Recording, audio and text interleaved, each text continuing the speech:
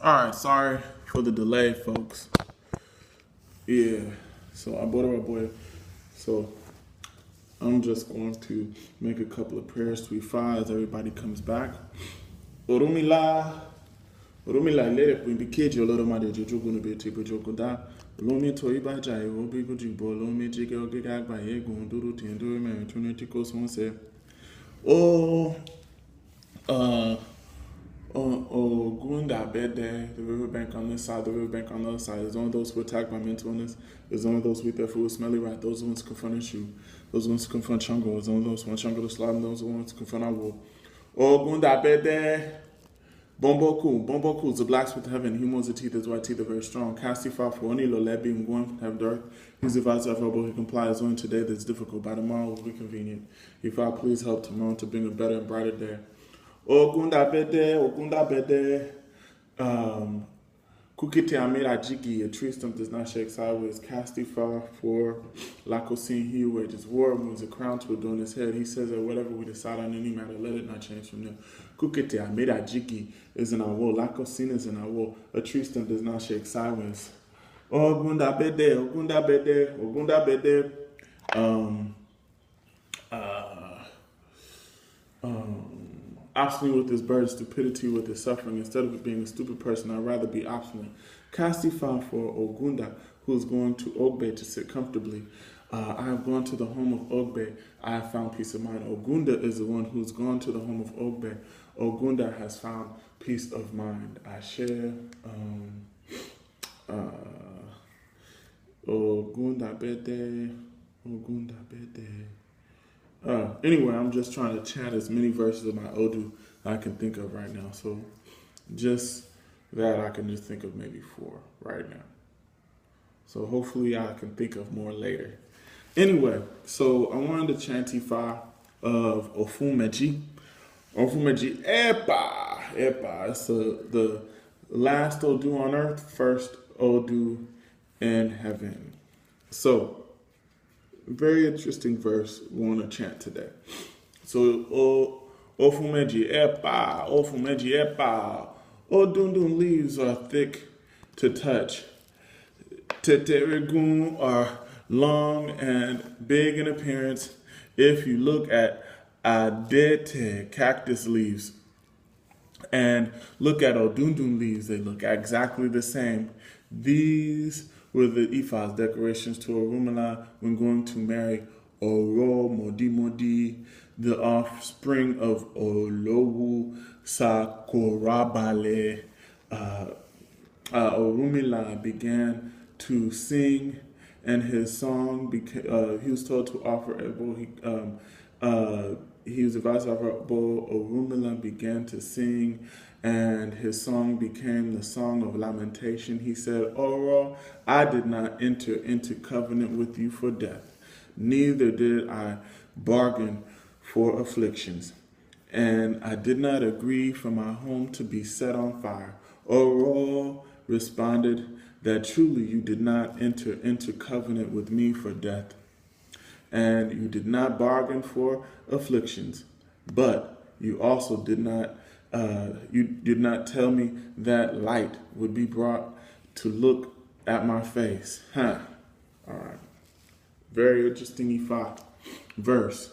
So this Ifa, what Ifa is actually saying here is very, very, very interesting. And it's a pretty controversial verse.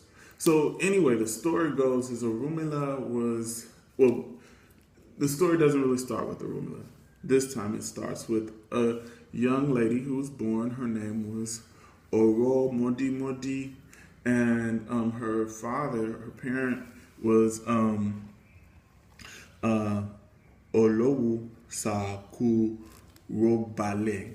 And so Oro Modi was baby, female child, very young, and basically Oro Modi was a special, very special child. Very special child. She had powers, various mysterious powers. And when she was born, it was told to her parents at Ikosedai that she was to marry only a special man could really handle Oro Modi Modi. And basically what happened is, so this child, when she became of age to marry, her family sought out Orunmila, and Orunmila went to her household to communicate with her. And as he was communicating with her, he, developed a liking of her, and his family was like, basically, he's the type of man, he's the only kind of individual that Oro Modi Modi could actually could handle, because no regular man could marry Oro Modi Modi. And in essence, so she gave him her directives, and part of her directives were, do you have wives? Do you have another, you have other wives? And of course, Orunmila had other wives. And so she was like, I really can't be around other women. If you're going to be my man, you can only be my man. And that's it. That's the extent of the situation. You can't be, you either can't be with anyone else, or you got to tell those other women to respect me, and they can't come to my house. They can't look upon my face. So Orunmila goes back. He takes her directives, and he goes to his wives, and he says, look, Aboroboy Boshishe, he goes to his other wives, and he says, hey, I'm thinking of marrying this young lady by the name of Oro Modi Modi. And he says, look, if I marry her, none of you all can look upon her face. You can't even go to her house. I can't even introduce you to her. It would be almost as if she doesn't exist to you guys. And so the wives were like, okay, that's cool. That's strange, but that's cool. We'll deal with it. So Orunmila goes back, and Oro Modi Modi, these people at my job. Okay. So Orunmila goes back, and he tells Oro Modi Modi, hey, they said it's okay. And she said, are you sure? He goes back, and Orunmila ends up going back like about 3 times to ensure, with his additional wives, that, hey, is it okay? I have this young lady that I'm trying to marry. Her name is Oro Modi Modi. Are you okay with me marrying her? Will there be any problems? And they were like, look, no, it's all good. And the reason being is because Oro Modi Modi had very special directives, very special issues that she needed. She didn't want his other wives to see her. She did not want them to come to her house. She needed very special treatment. So anyhow, what ended up happening is Orunmila then marries Oro Modi Modi. And he sets up a house for Oro Modi Modi way on the outskirts of his compound, in a very far off area where she was away from everyone else, and then he could go visit her when he wanted to, but it was away from it was on the compound, but far off from the compound, so no one else could go see her or mistakenly look upon her face. So for about 6 months, everything was going fine. But these other wives of Orunmila began to be like, look, I'm the first wife, and I'm cooking for this 5th wife down the totem pole. She needs to do some chores. She's not doing anything. And so his first wife begins to have an attitude. And then she kind of goes and talks to the other wives like, look, we are over here, we're cooking, we're cleaning, we're doing chores, and I'll never see this heifer Oro Modi Modi out. She just does what she needs to do. Nobody ever sees her. Only person who ever sees her is Orunmila. And so all the wives begin to conspire, and they're like, man, who does Oro Modi Modi think she is? She's here, and she does whatever the hell she wants. And she dictates to us. She's like, and she's as if she's in the first wife's position. So they conspire to go and beat Oromodimodi and bring her out of her compound, of her little house, and bring her out of her house and make her do chores. So that's the plan. So they go to Oromodimodi's house, and because of how Oromodimodi wanted it, she lived in a house that really didn't get very much light. It was always dark in there. So the other wives, they brought candles, and they're gonna go in, kick in the door, and beat her and drag her out and make her work.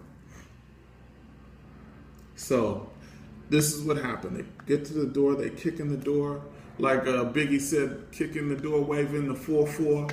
Anyway, so they kick in the door, they waving the 4-4, and as they get in, they're shining their lights, and they shine it in Oromodimodi's face, and the sight was as such, they all fell dead. All of the wives who gazed upon Oromodimodi died that day in their spot. And so Orunmila comes home and he's feeling uneasy. He's like, man, something's going on. I don't know what is going on. I can't put my finger on it, but something's wrong at my house, because as I got here, all my wives, they're not coming out to greet me. So he goes on the compound further, and then he's walking, and then he sees a pile of bodies, dead bodies, in front of Oromodimodi's house. And then he begins to sing a lamentation song. He starts crying because all his wives are dead. And this is where the verse says, basically, Orunmila was advised to offer Ebo. He complied. Orunmila began to sing a song of lamentation. He said, Oro, I did not enter into covenant with you for death, neither did I bargain with afflictions, and I did not agree for my home to be set on fire. Oro responded that truly you did not enter into covenant with me for death, and you did not bargain for afflictions, but you also did not tell me the light would be brought to look at my face. So this Odu verse is the verse that incarnates Odu. So Oromodimodi is a very powerful esoteric name for Odu.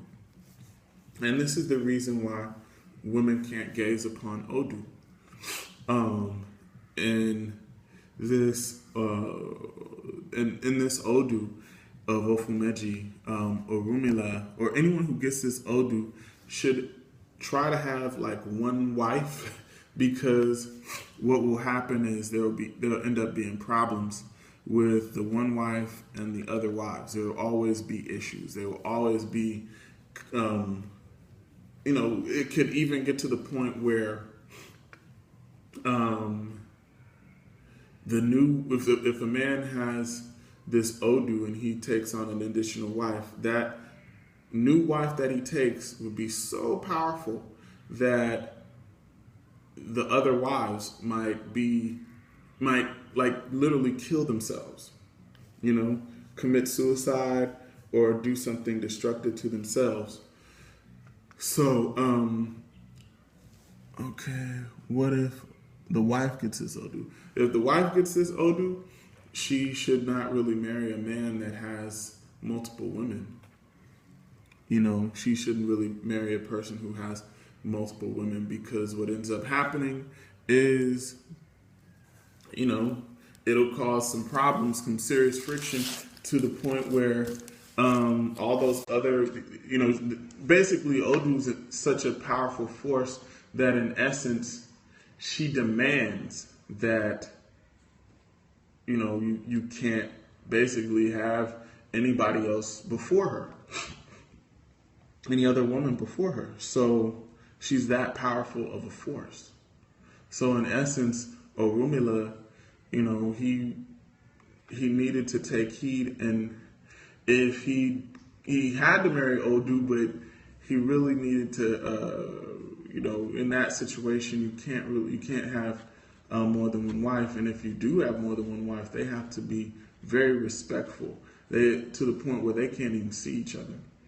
And if it's a woman, she needs to be very careful and very mindful of the man she chooses. I remember one time I casted this Ifa for a friend of mine who was a female, and ironically, she was going into a situation where the guy, it was about a relationship, and the guy that was trying to get her to, to be with him, he had a wife, and he was trying to create a polygamous situation. And I cast this Ifa, came up Ofun meji, and I let her know, like, look, first of all, the woman, his wife that he has now is probably going to be extremely jealous of you, to the point where she will do something destructive, potentially to herself. And she told me, she conferred to me, she was like, yes, that's already happened. She's already been inspecting him and finding out, oh, you're with this woman, you're dating this person, and she was exhibiting destructive behavior to herself. So I'm just saying, it's a very powerful Odu. It's very important to get one's affairs in order when one has Ofun meji. Also, affairs in order in the sense of cleaning house, because it also says that one's home is in disarray. So anyway, does anybody have any questions? Hopefully that made sense to you guys today. So I think we're complete with the series of the first 16. What I would like is, why don't you guys email me on Facebook to let me know. Yeah, we made it. So let me know what other Odu Ifa you want to talk about, or you want me to present on. Or, if not that, email me with topics. That might be easier. It's like, email me with topics. I think I didn't catch all of them. That's the tragedy. But I think I caught this one and the other one. So, but yeah, just email me. Yeah, maybe I'll go through all of them again, maybe later. But what I would like is, if you all have any particular topic, concept, maybe what we can do is each Ifa day we can talk about a different topic. So if you can, please email me, give me some feedback, let me know what you think, let me know how you feel. And yeah, Ashe. Oshe Tura, you guys want to do Oshe Tura? So you want to do Oshe Tura next week? Or, the next Ifa day is going to be Friday, so it's not next week. So, so in that case, you want to do Oshe Arula, right? Okay, so let's do our Oshe Arula, and then we'll make it about the respect for women and the power of Oshun. All right, so that'll be the next verse, is Oshe Tura. And so each week, just try to hit me up with something else to talk about, and we'll move forward. All right. Thank you guys so much. Aboru, aboye, aboshishe. Have a good one, folks. Have a great week and be blessed. Ashe.